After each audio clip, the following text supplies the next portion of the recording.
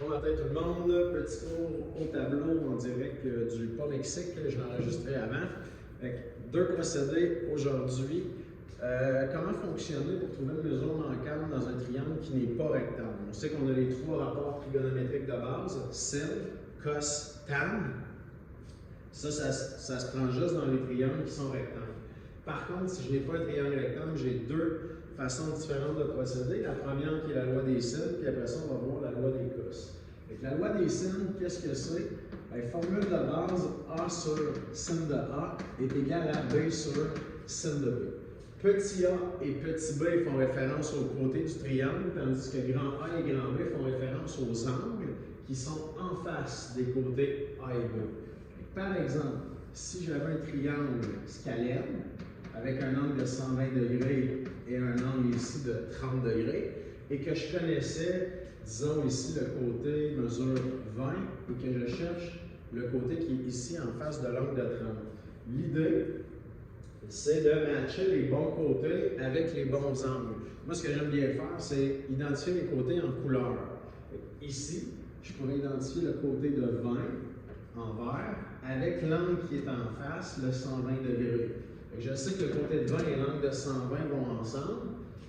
Et la longueur X que je cherche ici va nécessairement avec le côté, avec l'angle de 30 degrés. Si j'applique ça dans ma formule que je viens d'écrire ici, je pourrais dire que, il faut que je me vérifie, ouais, c'est bon, on voit sur la vidéo, A sur sin de A, je pourrais dire 20 sur sinus de 120 est égal à X sur le sinus de 30 degrés. À ce moment-là, pour trouver la mesure manquante, tout ce qu'on va avoir à faire, c'est un produit croisé. Ici, ce qu'on va faire, on va faire 20 fois le sinus de 30 degrés divisé par le sinus de 120 degrés. Je pitonne et j'obtiens 11,55. Ce serait la longueur de mon côté X ici, 11,55. C'est pas plus compliqué que ça. Si on voulait trouver l'autre mesure manquante, là, je vous interdis de faire Pythagore, vous n'avez pas le droit, c'est pas un triangle rectangle. Ce qu'il faudrait faire à ce moment-là, c'est additionner les deux angles ici, 120 et 30 degrés qui donnerait 150. Ça voudrait dire que l'angle ici est nécessairement de 30 degrés également, puisque la somme des angles intérieurs, c'est 180 degrés. Et on dirait que c'est organisé avec le gars des vues, parce que si j'ai 30 degrés là et 30 degrés là, j'ai deux angles égaux, donc nécessairement mon triangle a également deux côtés égaux, ce qui veut dire que le côté X et le côté Y sont identiques. Ça mesure également 11,55 ici. On voit que mon dessin n'est pas vraiment à l'échelle, puis ça ne me dérange pas. Questions, commentaires, insultes? Parfait. On passe au suivant. Ouais, pas vrai. Je vais en faire un autre, mais cette fois-là, on va chercher l'angle. Donc, si j'avais ça ici, et qu'on connaissait, je ne mettrais pas 90 là, je vais mettre un 80, et plutôt cette fois-là, ce qu'on voulait trouver, c'est l'angle qui est ici, et que je vous donnais 20 pour ce côté-là, et 7 pour ce côté-ci. Vous allez me dire, ouais, Julien, on ne peut pas trouver l'angle qui est là, il faudra avoir le côté qui est ici. En trigonométrie, l'idée, c'est de travailler avec l'information que vous avez et essayer de trouver tout ce que vous pouvez avec ça. Puis après ça, vous allez débouler vers d'autres stratégies. Donc, si je prends ça ici, je n'ai pas le droit d'utiliser saut quand on a parce que je n'ai pas un triangle rectangle. Ça me laisse comme option la loi des sines. J'ai A sur sin de A qui va être égal à B, petit b sur sin de B. J'identifie mes côtés qui vont ensemble en couleur. Mon 20 qui est ici en vert va avec l'angle de 80. Puis la longueur de 7 qui est là ira avec l'angle qui est en face ici. Donc ma stratégie, ça va être de trouver l'angle qui est en face là. Puis une fois que j'aurai l'angle en face, je verrai comment je peux trouver le reste.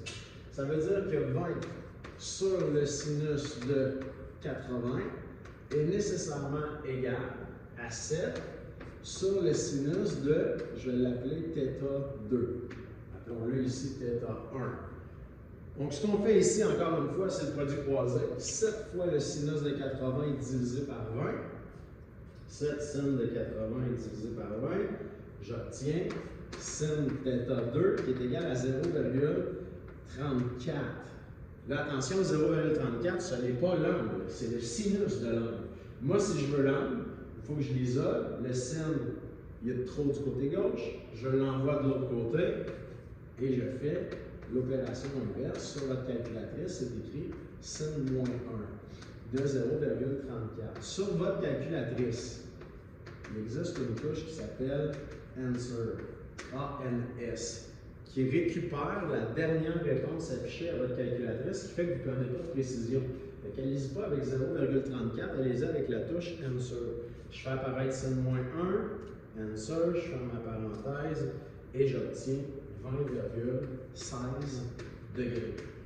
Mon angle ici étant de 20,16 degrés. Comment est-ce qu'on fait pour trouver θ1? Bien, sachant que la somme intérieure des angles d'un triangle, c'est 180, je n'ai qu'à soustraire 180 moins 80, moins 20,16 degrés. Et en faisant tout ça, on obtient 79,84 degrés qui correspond à mon angle θ1. C'était la loi des sines. Pas trop complexe, vous pourriez même l'utiliser dans les triangles rectangles et ça fonctionnerait. Rendu là, c'est votre choix. Par expérience, je vous dirais que la majorité des élèves, rendu là, utilisent tout le temps la loi des sines, peu importe le triangle, et ça fonctionne très bien. Par contre, vos rapports triangles seulement dans les triangles rectangles, le fameux SOHCAHTOA.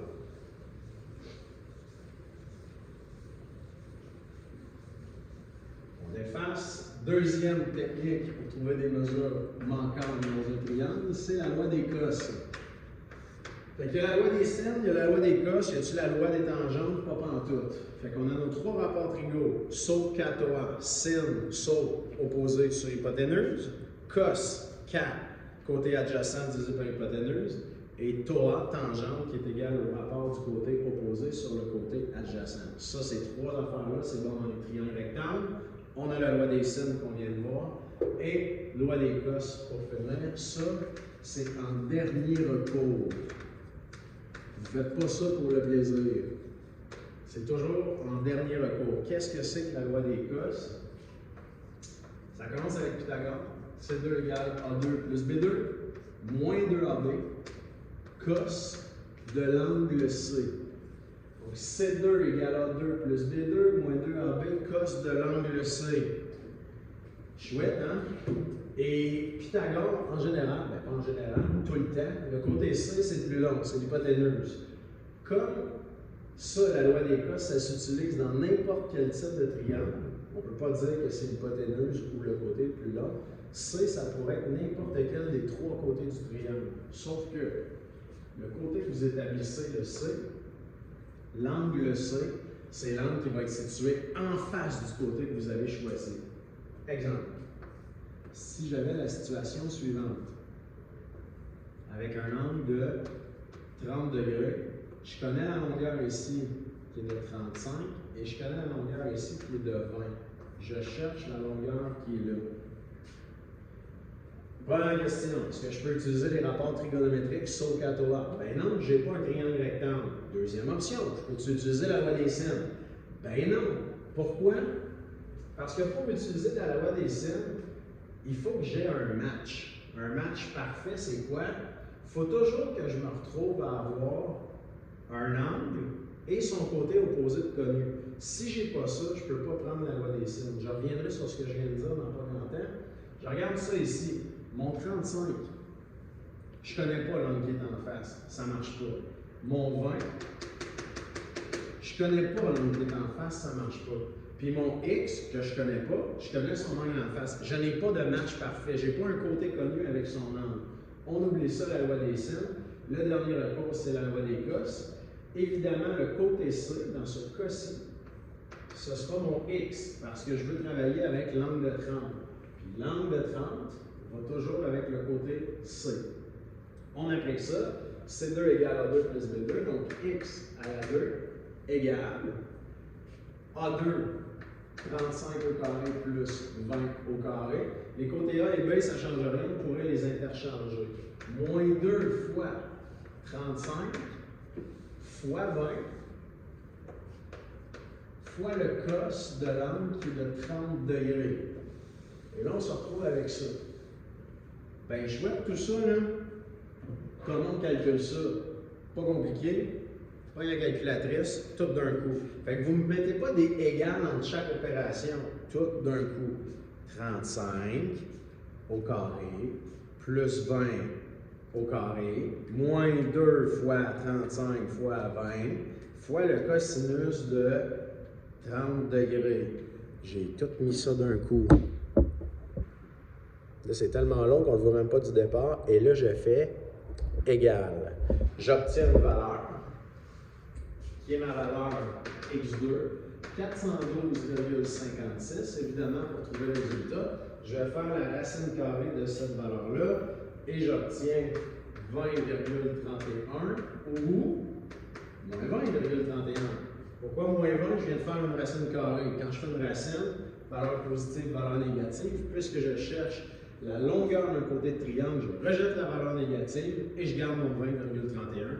That's it, c'est complet. Et ça, c'était l'option des cos. Là, vous allez me dire, oh, c'est pas si difficile que ça se gère pas pire. Ça se gère pas pire quand on cherche un côté. Quand on cherche un angle, c'est une toute autre chose. Allons-y avec un autre exemple où on va chercher la mesure d'un angle.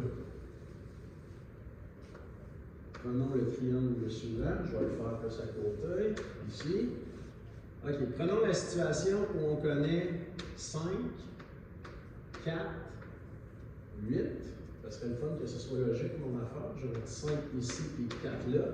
Donc ça a du sens. Soit des cos C2 égale à 2 plus B2 moins 2AB cos de l'angle C. Disons que je veux trouver l'angle qui est ici. Appelons-le θ. Est-ce que je pourrais utiliser mes rapports trigonométriques sur 4A? Pas pantoute, j'ai pas de triangle rectangle. Je peux-tu prendre la loi des sènes? Pas pantoute non plus. Je n'ai pas de match parfait. Je n'ai pas un côté connu et l'angle connu. Ça me prend minimalement ça pour faire la loi des sènes. Je ne peux pas non plus. Ça me laisse comme option la loi des cos. Évidemment, si c'est l'angle ici que je veux trouver, mon côté C sera le côté qui est en face, c'est-à-dire le 5. Et tout ce que j'ai à faire rendu là, c'est mettre là-dedans. C2, je vais mettre 5 au carré égale 4 au carré plus 8 au carré moins 2 fois 4 fois 8 fois le cos de l'angle C. On va mettre le 4 ici pour que ce soit les angles, comme ça. Et l'objectif, c'est de trouver l'angle qui est là. À ne jamais faire, puis donner tout d'un coup ce qui est là. Pourquoi? 4 au carré, ça se calcule, ça va. 8 au carré, c'est correct. Moins 2 fois 4 fois 8 fois cos de C, ça c'est un terme. Ça va tout ensemble. C'est comme un peu si j'avais 5 au carré égale 4 au carré plus 8 au carré moins 2 fois 4 fois 8 fois x. Je ne pourrais pas mettre tout ça ensemble parce que 2 fois 4 fois 8 fois x, ça vient ensemble. Fait que lui, je le garderai comme un terme tout seul. Puis ici, je pourrais les regrouper, c'est des termes semblables. Même principe là, ça vient séparer des éléments qui sont là. Fait que je peux calculer, mais je suis prudent. 25, 4 au carré, 16, 8 au carré, 64, moins 2 fois 4, ça fait 8, 8 fois 8, 64, fois le cos de l'angle C. Allez pas me faire 64 moins 64. Lui, il est accroché avec le cos de l'angle C. 16 plus 64, ça je peux le faire. Ça donne 80. Moins 64 fois le cos de l'angle C. Et là, on isole. Je ne peux plus rien faire, je me débarrasse de ce qui est le plus facile. Si j'envoie le 80 de l'autre côté, on va faire 25 moins 80. Si je fais 25 moins 80, j'obtiens moins 55. À droite, il me reste moins 64 cos de l'angle C. Si je fais ensuite le moins 64, je veux m'en débarrasser, je veux l'envoyer à gauche, je vais effectuer une division, puisqu'ici j'ai une multiplication. En divisant par moins 64, je vais obtenir la valeur du cosinus de l'angle C, 0,86 environ. Évidemment, ça, c'est pas l'angle, c'est le cos de l'angle. Donc, si je veux avoir l'angle, je vais faire cos. On l'envoie côté gauche, devient opération inverse du cosinus, et je vais mettre mon 0,86. Dans un cas comme celui-là, on va faire comme tantôt, on va aller chercher notre touche Answer sur la calculatrice pour ne pas perdre de précision. Et en faisant cos-1 de ma réponse affichée, j'obtiens mon angle qui est de 30,75 degrés. Flanc qui est ici, 30,75 degrés. Et avec ça, on pourrait trouver toutes les autres informations du triangle. Je pourrais vous demander d'aller chercher l'angle qui est là ou l'angle qui est ici.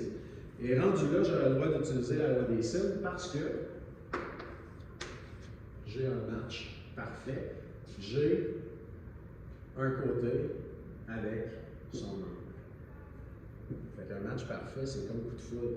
Tu sais, quand tu ne vois pas la fille, là, 3 gars, 3 filles posent des questions. Là, tu te lèves, finalement, tu as un match parfait, tu as choisi, je sais pas, moi de l'autre bord, tu as pris, hey, j'ai choisi Tammy, tu ne l'as jamais vu. Là, ils te font lever, tu te présentes, puis là, tu vois Tammy, puis tu fais cool. Puis là, tu as une soirée romantique avec Tammy. Pour te rendre compte que tu n'aurais jamais dû participer à coup de foudre. En tout cas, c'était ça l'histoire. On revient, ça va des signes, cas spéciaux, différents cas spéciaux. Il y en a un cas spécial que je veux faire. C'est un petit piège. Si je fais la situation suivante, j'ai ici 10, j'ai 5 et je vous dis que j'ai un 20 degrés là, ce que je veux trouver, c'est l'angle qui est ici. Vous allez me dire, bon, c'est pas compliqué, on l'a fait tantôt, vous avez raison. Je match mes couleurs, 5 va avec le 20 degrés. Oh, j'ai un match parfait, c'est coup de foudre. Donc, j'ai le droit de faire la loi des sines. Et le côté de 10 va avec l'angle qui est ici. A sur sin de A est égal à B sur sin de B. On va faire une loi des cos là-dedans. Hein? À moins que vous soyez douteux et que vous mangez des toasts à la moutarde le matin, il faut être joué en tabarouette pour pouvoir faire la loi des cos qu'on peut faire la loi des sines. 5 sur sin de 20 est égal à 10 sur sin de l'angle que je cherche. Et ça ne change pas ma technique par rapport à tantôt. Je fais mon produit croisé. 10 fois sin de 20 divisé par 5. J'obtiens 0,68. Encore là, pas trop complexe. Je veux isoler mon angle, j'envoie le sin de l'autre côté, ça devient sin moins 1 et j'utilise la touche Answer pour ne pas perdre ma précision. C'est important. Sin moins 1 de la réponse affichée, ça me donne 43,16 degrés. Fini. Le problème ici, c'est que ce qui est là, c'est un angle obtus. C'est impossible que ce soit 43,16 degrés qui est ici. Ce que vous venez de trouver, c'est pas l'angle qui est là non plus, parce que la loi des sines, quand vous trouvez un angle, c'est l'angle qui est en face du côté. Ce que vous venez de trouver, c'est l'angle qui est créé ici. Dans le fond, quand vous faites sin moins 1, pour trouver l'angle qui est en face, il y a deux angles qui sont en face. Il y a l'angle aigu, puis il y a l'angle obtus qui est formé. Et si c'est l'angle obtus que vous voulez trouver, bien ici, ça forme un angle de 180 degrés, ce qui veut dire que l'angle que vous cherchez en réalité, c'est 180 moins 43,16. Et ça, c'est votre bon résultat, puisque c'est l'angle obtus qui est affiché sur votre triangle, 136,84 degrés. Donc l'option, quand on cherche l'angle obtus, je répète, quand on cherche l'angle obtus, il faut toujours venir faire 180 degrés moins la valeur affichée. Votre calculatrice là, est programmée pour vous donner un angle aigu, tout le temps. Quand vous faites sin moins 1, ce que vous obtenez, c'est un angle aigu. Je vais juste passer la caméra par là un peu, finir d'expliquer ça. Quand j'obtiens l'angle aigu, il faut que je sois conscient qu'il y a toujours deux valeurs quand je fais sin moins 1. Prenez par exemple le sin de 30 degrés. Ça donne 0,5. Le sin de 5,50, excusez, ça donne également 0,5. Si je faisais le sin de, je sais pas moi, 40 degrés, le sin de 40, c'est 0,64. Ben, le sin de 180, c'est 0,64 aussi. Le sinus de 20, sin de 20, donne 0,34. Ben, le sinus de 160 donne également 0,34.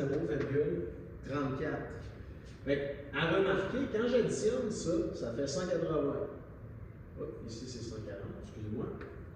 40 plus 140, 180, 20 plus 160, 180.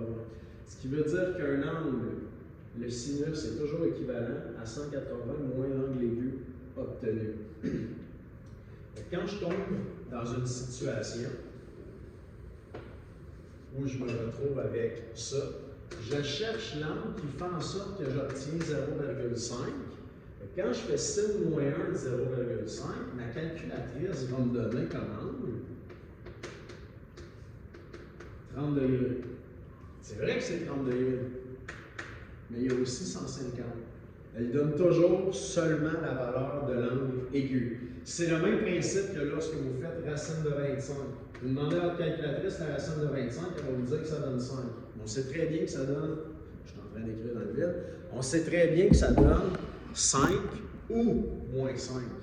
C'est à nous de savoir qu'une valeur négative lorsqu'on fait racine carrée.